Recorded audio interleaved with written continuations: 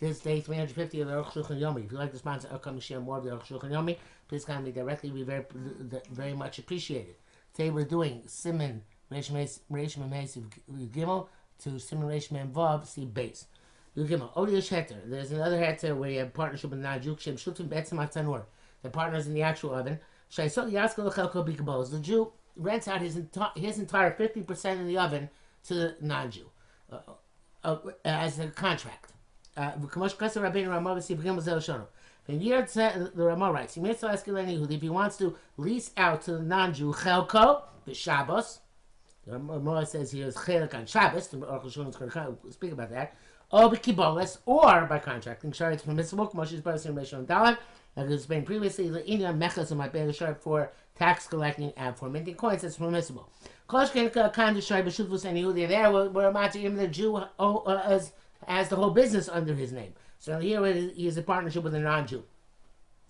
What is this contracting? The non-Jew gives you for your 50% so and so much money. It's something mutter. It's no worse than if the entire of it belonged to the non-Jew. But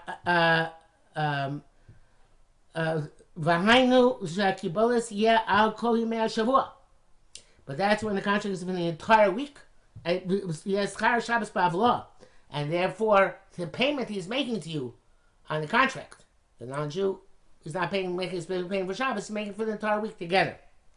But that which he allowed you just to rent out your portion of Shabbos to the non-Jew, that's astonishing. It's quite clear. The Rakhba mechanism at the time was that we only allowed this by the tax collecting and by the minting the coins, which you have to go because it's a great loss. Besides, it really doesn't belong to him. He himself got the rights to tax collecting and the or minting coins from the government. Therefore, those who rejected the Ramah in this Nakuda, in this specific aspect, the Mishnah Bura says, the Mishnah also says, it's talking that the Ramah can't be. He says Ramah can't be taken literally. It's talking about where you rented him your portion on Shabbos, Bavla, with 2 or 3 days of the weekdays, and that's where you're leasing out the rights to the non-Jew. And the contract is talking about that you didn't designate Shabbos specifically, but rather any time the non-Jew said. Not sure who's saying who. I guess anytime. No, I see. He's saying the non-Jew says to the Jew, anytime you actually go to work in this our event, this venture here, and you cause me such and such profit, I am going to give you such and such part of the profit. So Shabbos is not mentioned. Okay, back to Arukh HaShulchan. So what Arukh HaShulchan wants to be resolve the Ramah. We have to say the Ramah holds like this. Since the non-Jew is his partner in the actual oven, if Shabbos he won't allow the oven not to be used on Shabbos, people won't bake in it. The non-Jew can't. The Jew can't prevent him from hiring out the oven also on Shabbos. What's the difference if he takes half of the profit? Or he's going to say, give me a set sum. In other words, what if he takes half the profit on Shabbos, or he's going to make an agreement and give me such and such. That's better actually to say that give me a certain amount and not to give me half the income on Shabbos. Of course, you shouldn't mention Shabbos explicitly. Give me my portion so and so much per day. And Dar Pashu should say Shabbos. He has to say before Shabbos, but even after they became partners. But before they become partners, Shabbos, they can mention Shabbos outright. It's an interesting distinction. Says I'll be a partner, both in Zen, in this manner. Shabbos will be yours completely. Wow. That's a big leniency. Right? You're going to give me so much as a flat fee for me giving you every Shabbos. Bracket says, "Chem Mashim Magen Avram Sham." This seems to be Pshat Magen Avram. Pieces Pasha Divrei Ramah b'Shnei Drachim. According to this, the Ramah can be interpreted in two different ways. Either that it can either be Kiboles for the Jews' entire half, or it could be for Shabbos, but it's specific. Shabbos can't be mentioned unless it's before the Schirus, unless the Shutfus. Vein Schar Shabbos Otnai Ba'alma. And this is not considered to be Schar Shabbos, even if you specify Shabbos before they make the partnership. It's just a condition. In this manner, he'll make a partnership with him. The non-Jew owes so much money with Shabbos Kulashlo, and on Shabbos it's all his. V'duk. Yudalik. Finally, it's already been explained. When they make before they make the partnership, you can tell the non-Jew, Shabbos, you take your part on Shabbos, and I'll take, corresponding to that, a weekday. But if they didn't stipulate that before partnership, but they just bought whatever it is, the oven or the merchatz b'shutfus, also it's forbidden, because then each one is the agent of the other. But we have a suggestion for you. If you want to go ahead and do this, even you're ready to him, nullify your original partnership deal. So that means if they already acquired as a in a partnership, they should ask the seller to give them back the money, and they should tear up the bill of sale. Then they wait between the two of them, and they can buy for them as the seller again.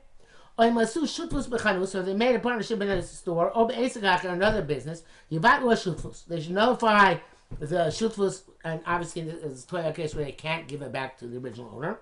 Should notify the shutfus. If you include sale with that, and they should be mindful to each other the conditions which originally existed. We must have shutfus if they put it in writing. So you should rip it up.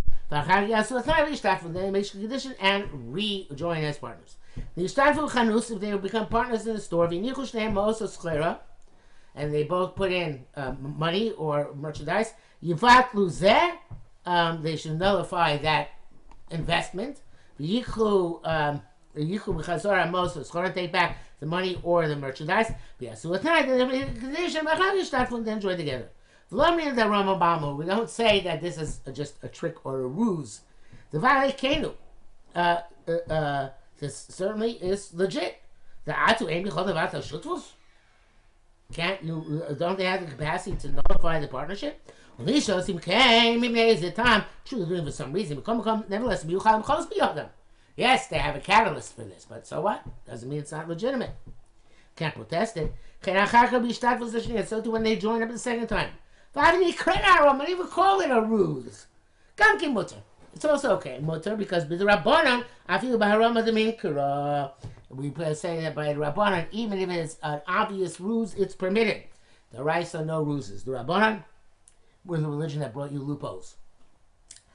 Kamukha b'Shabbos in Ma'avores, Ayin Sham. As it says, b'Shabbos is about a ferry. Because common sin shin lamites patur. Vashulo he tarnu b'sham rakusum rabbanan. Even though later on we're only going to permit this for a talmid chacham. Zel b'davar sharfesim mikituva. That's something which is public and is well known, well recognized. Lo many don't say not in this case. Esek mischar needs nasa b'tzina where it's a deal which is made in private. They can do as they please. Like I wrote. Brackets Chemucha Barashi Sham Yomasla Rama Shem Messiah Lavor Sham Livnei Hakol Ayin Sham. I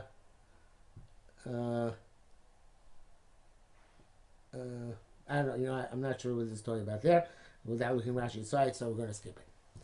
Tesvav, Kasar Rama Pergvav. I know say most in Yehudi, somebody gives money to a non-Jew, that he should do investments with them.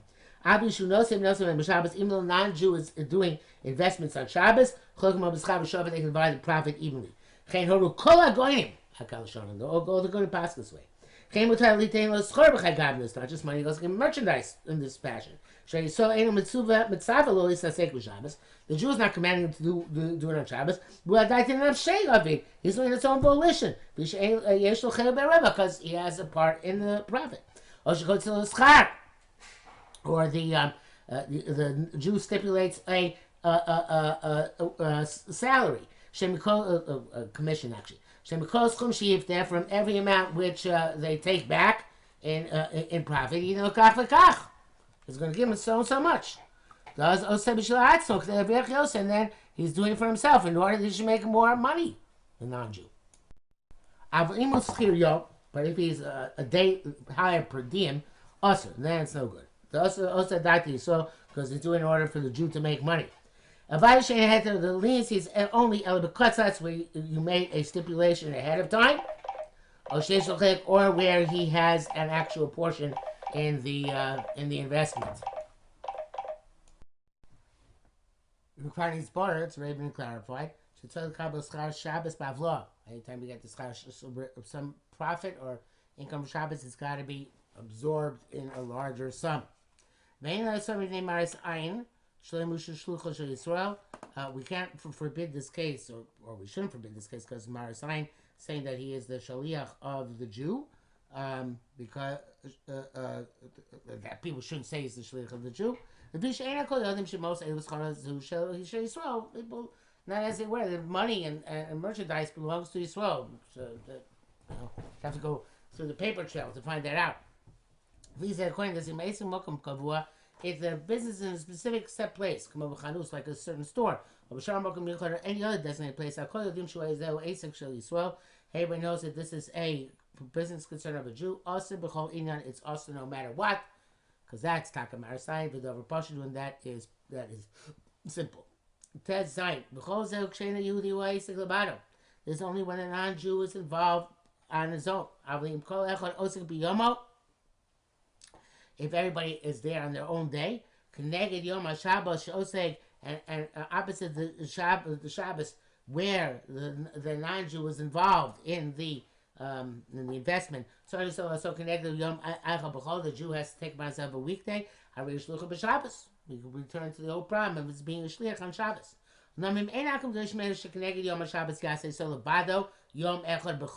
But if the non-Jew doesn't specifically demand that since he's doing Shabbos, the Jew should do by himself. The Jew should do by himself one day of one of the weekdays. Mutter, that's Missile Zenis, this is what we've already gone through. But if he has to do one day up corresponding to Shabbos, there's no way they can derive benefit from the profit made on Shabbos. But if it's a great loss, that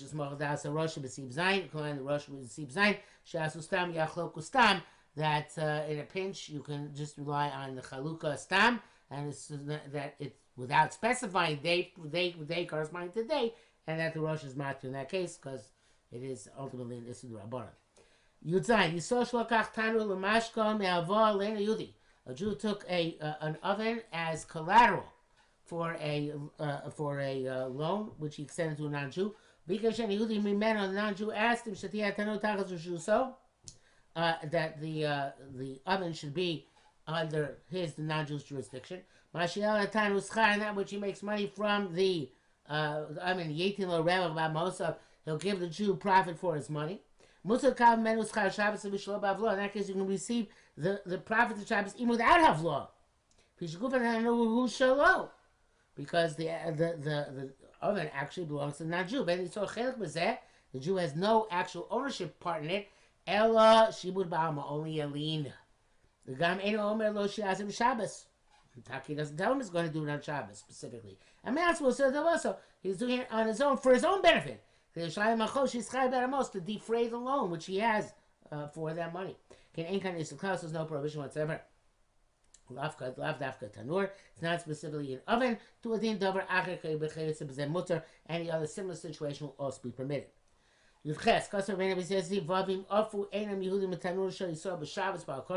If non-Jews bake the stuff in the oven of a Jew against his will on Shabbos, And Braxton Shulchan adds, they're not, they just ignored the Jew who wanted to stop them from doing so. V'naslo pas b'schar hatanur, and they gave him bread as as payment for having used his oven. Also, let us man can't I benefit from it. Akal Shonim. The Chayin Naslu Mos, and so too they gave him money. Also, that's when we can't I benefit from them. It's an Eliyah Rabbah. Tama Isser, the reason is to have Schar Shabbos. Even though it's against his will, it's money which he's making for Shabbos. Favush Kasavatam, Muvush writes the reason is because Shim the Nafa Bishvilo, it's a different reason, because it's baked for him. Ufiza, at least the portion they baked to pay him with, that's they baked for him. Ufiza, but according to this, Naslu Mos Mutzar, if they gave money, it would be okay. It does not seem that that's the case. Those who say that before the fact you can't accept from them the payment of a once they gave it you can keep it. That seems to be the Shlach Kodesh on the Mordechai. And Arukh HaShulchan says this mashma came it doesn't seem like Beis votes that way. But this is certainly true. If they also baked on the weekday, they have law, you can accept the payment for Shabbos through Havlah. And in such case, Bavla can be, even if he was not compelled, even they didn't compel him to give them his oven. But it's hard to come up with such a scenario. To also now have to allow them when there's no shultfus with a non-Jew. There's not allowed to allow them to use the oven on Shabbos. Those that say the Avshal is an Isser, even though they did a prohibition, violated a prohibition by allowing them to use this oven. But you don't, after the fact, we don't forbid the payment as long as it's given by Havlah. Because the whole issue is because of Maris Ayin. Arukh HaShulchan doesn't like that. It's not clear. We only say this by a great loss. But in this case, where I gave permission for them to bake on Shabbos, it's appropriate to fine him. And that is the primary halacha. So no quarter from the Arukh HaShulchan on that one. Lending and renting vessels to a non-Jew on Shabbos. Aleph.